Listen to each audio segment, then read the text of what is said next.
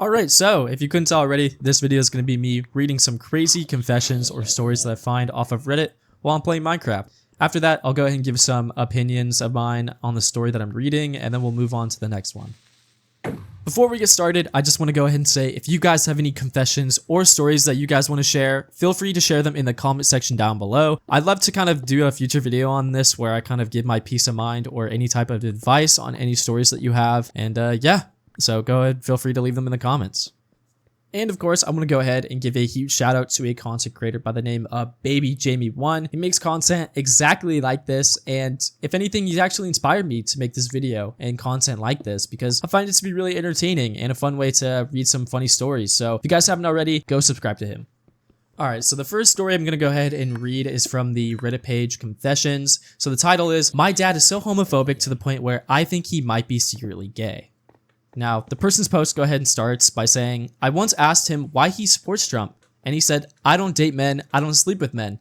What? He has a wife and 3 children. My mom, who is a wonderful person and supports everyone, and him have been married for 31 years. He also screamed the F slur to a group of gay pride protesters when we were younger. Also, as kids, we used to watch Survivor as a family, but he made us stop watching it when a gay person was cast. Most of my friends are part of the LGBTQ+ community, and my dad told me he would never share a meal with them. I'm also definitely not 100% straight myself, but I'd never tell him. It's just like, dude, at this point, it's a bit sus. It's sad, and I feel like there's a slight chance there's something deeper going on. What do you guys think?" Well, after reading that story, the first thing I want to say is that I'm sorry that you have to put up with someone who obviously has a disgust or a hatred for a certain group. That's really, really sad, and I think the biggest takeaway is that your dad is obviously insecure about himself to the point where he needs to put his anger and his hatred on another group. And if I'm being honest, I think most people who are reading this are thinking the same thing, and that is that your dad has a deep-rooted insecurity about himself, where he needs to feel the need to mention that he has a obvious disgust for that community and for people who just want to be with someone of the same sex. I mean, really, it has nothing to do with him. It doesn't affect him. He has a wife and 3 kids, like you mentioned, and yet he feels the need to make it known that he hates people of that community, even though it doesn't affect him because those people are going to end up with who they want to be with. So obviously, there's some type of insecurity. Honestly, I would just ignore him. He obviously has hatred in his heart, and I think the best thing is just to ignore him or to let him know that, hey, that's not okay. Just stand up and let him know that it's not okay to say stuff like that and that he needs to be more open-minded. Moving on to the second story, the title is, "My 16-year-old son is the biggest I know. I kind of hate him right now." Wow, I haven't even gotten to the story yet. That is a crazy statement to say, by the way. As a parent, that's pretty nuts. But without further ado, let's get into it. "He's been cruel, beyond insensitive, bullies me all the time to the point where he was physically out of line. He's checked out of school, won't get a job, is acting like a burnout. I'm in close contact with the school, his counselor, seeing a psychiatrist, and doctor this week. He was in AP and honors classes last year. Got a job as a lifeguard this summer and seemed to be thriving. He goes on a school trip of a lifetime to Europe, comes back and blows off the job and starts acting like a thug. Changes his appearance so he looks and acts like a thug. I did nice things for him all the time. Spent hours reading books about teenage boys and tried every tactic I read about and nothing. His dad and I are divorced and he's pretty much useless. He treats me like shit and I don't deserve it. He lies all the time and does whatever he wants. He's a bodybuilder, so way stronger than me, and he used that to scare me multiple times. The daily stress of this is ruining any sense of joy or hope that I had in my life. I honestly think he needs to be taken down a few pegs, but I have no way to do that, and he acts like such an arrogant hothead with his friends that I think it's likely at some point someone or multiple people will probably beat his ass, and I think he needs that. How awful am I? Are kids today just lazy fuck-ups that have zero ability to know grades matter? They think it's okay to treat their moms like shit. When I was a junior, I went to school, got home, did my homework, made dinner, and then went to go work at the mall until 10 p.m. at night. My dad never looked to see if I had missed assignments, never offered to help with my homework. The only convo he ever had with the counselor is when he found out I had enough credits to graduate after 3 years. Then I immediately started working and got my own place when I was 19, but as soon as I was done with high school, I paid rent and bought my own food. I have other serious health issues, and with that and working is super difficult for me. At this point, I kind of hate the kid. Definitely do not like him. He was like a different person until the end of last summer. We were close, he was fun, he was kind, we did things together. Now I feel dread when coming home. I have no clue what to do. I feel like he hates me, and he said I want to be nothing like you when I'm older. I want to know what I did that was so bad. I don't know how much more I can take. Wow, that is a pretty crazy story in my opinion. And the first thing I want to say about this is that obviously there's some disciplinary issues with your child. Now, I'm not a parent. I'm not going to judge you for your parenting. Obviously, you are divorced like you mentioned, and maybe not having a father figure in his life has a negative effect on him. And obviously that's not your fault whatsoever, but I think having a father figure in your life is really kind of what shapes a man to be a man. It makes men feel like they're not going to treat women like shit. It's someone who keeps them in line. And when they have someone like that in their life, they're not going to try anything. They're not going to feel the need to treat their mother like shit. And it's really, really sad. But I think the biggest thing that you should do is contact any type of law enforcement and discuss it with them, because obviously he's threatened you physically, he's talked about hurting you and putting his hands on you, which is a big no-no. And I think the only way that you can really resolve this is by kind of scaring him in a way, by contacting the police or just in general contacting them, because you don't want anything to happen. He's threatened you multiple times like what you mentioned in the story, so contacting the police is the number one thing I would recommend. I think when it comes to him kind of switching up all of a sudden, I think it's also the kind of influence he has in his life. His friends are obviously not good for him. He's hanging around the wrong people, and they're influencing him to do bad things, to act in a bad way, and to act immature, to be lazy, to not show up to work. So I think that's the biggest thing, is that he feels the need to be like his friends, who are not the greatest people, or really just not the biggest influences that you need as a young man.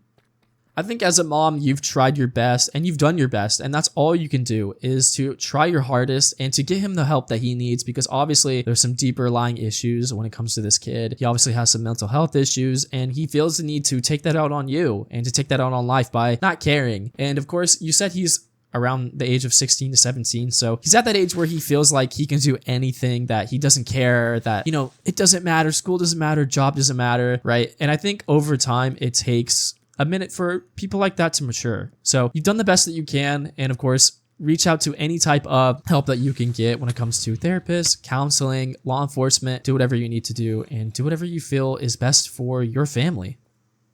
All right, so the next story is a short one, but let's go ahead and get into it. The title is, I've ruined my life and my wife's. I want to disappear. I'm 45 years old, in a relationship for 20 years and married for 12. I cheated on my wife for 10 years with hookers. She doesn't know the truth, but I caused her immense suffering. Lately, my self-loathing has become unbearable. I can't sleep. I can't think of anything else of the immense mess my life has become. I've never truly been sincere or honest with my partner. The shame and guilt are so overwhelming that my mind can't function properly. I also have other issues with obsessive thoughts that have been omnipresent since the beginning of our relationship. I'm solely responsible for my own unhappiness, so I probably don't deserve help, but things are getting completely out of hand, and I don't know where this is going to lead. And the first comment that I see on this post, I think the first sentence is actually really great, and it says that everyone who admits that they need help and actively seeks it deserves it. And I absolutely agree with this. I feel like you acknowledge the issue, you acknowledge that what you're doing is wrong, and that you need help. You need to fix whatever it is that you're doing. So I think that's a good step in the right direction. But when it comes to what you actually did, I think that you ruined your relationship, and I don't think that there is a way back into it. I think that what you put your wife or partner through the last several years, or I think 10 years is what you said, is honestly unforgivable, and I think that you guys should separate. I know that's kind of crazy to say, but what you've done to your partner is honestly unforgivable, and when stuff like that happens, you can't be with that person anymore, because you completely destroyed any type of trust that you've had between the two of you. And so with that being said, I think you guys both need to move on in opposite directions. When it comes to what you actually did, I think you have some really, really deep problems, obviously. Captain Obvious, I know, but I think you really need to speak to a specialist, any type of therapist. I think that from what I'm reading, and this is just a humble guess here, but I think you have a sex addiction, because you've been married for 12 years, you've been in a happy relationship for 20, you're 45, but for the last 10 years, you've been messing around with prostitutes, or people of the night, I should say. I don't know if I'm allowed to say that on YouTube, but you obviously are hooking up with people whose whole job is to do stuff like that. So I think you really need to kind of take a look at yourself and to speak to someone who can help you with that issue, right? Whether it be a relationship counselor, marriage counselor, a therapist, whoever it might be. I think the biggest thing that you can do right now is speak to somebody who can help you with that problem. Alright, so this last story is also a short one, but the title is I fucked up real bad and there's no escape. In 2017, I started university but got bad grades. I lied to my parents, saying I'd passed. Around 2019, I dropped out but pretended to keep going. In 2020, I pretended to have online classes because of COVID. I pretended to graduate in 2022 and get a master's degree in 2023. Since then, I'm pretending to work from home while living off my savings. So I'm a little confused after reading this. I don't know how you can possibly lie about having a degree to your own parents, because wouldn't your parents show up to your own graduation? Did you just show up to a random graduation and buy like a cap and gown? Like, don't they hand you, like, there's just so much that goes into this that I'm just kind of confused about, because I honestly think it's so hard to lie about graduating, like, or getting a degree, because like it's a physical thing that you get and receive. Like, obviously you can buy fake ones and stuff like that, which who even knows how hard it is to do that. But at the end of the day, like, damn, bro, like, that's such a crazy story to kind of like have to keep up all the time. Like, I can't even imagine the mental exhaustion that you have every single day. That's just insane. When it comes to resolving this whole issue, obviously you need to tell the truth. You just need to sit down with your parents and tell them everything. And as much as that might suck to do, it's the right thing to do. And you owe your parents that, because obviously they support you and you work from home. So it's the least that you could do for them. As for your future, obviously, just because you don't have a degree and you're not going to college doesn't mean that life is over for you. There are plenty of opportunities that you can take advantage of to become successful in the real world. There are plenty of them. You could probably look into it, but that's something that you need to do on your own time. But I think the biggest thing, obviously, is telling your parents and telling your family, who you have continuously lied to for, I'm going to say, like 5 or 6 years now, if not longer than that, which is just insane. That's actually insane. So I think you need to get that figured out and just sit down and have a conversation with them and tell them what's happening. Alright, so that's going to wrap up today's video. If you guys like this kind of content, then leave a like and subscribe. This is me kind of just testing the waters with this kind of content. I have a lot of fun reading stuff like this and kind of giving my peace of mind. So if you guys have any crazy stories that you guys want to tell me, feel free to leave them in the comments. With that being said, that's it. See ya.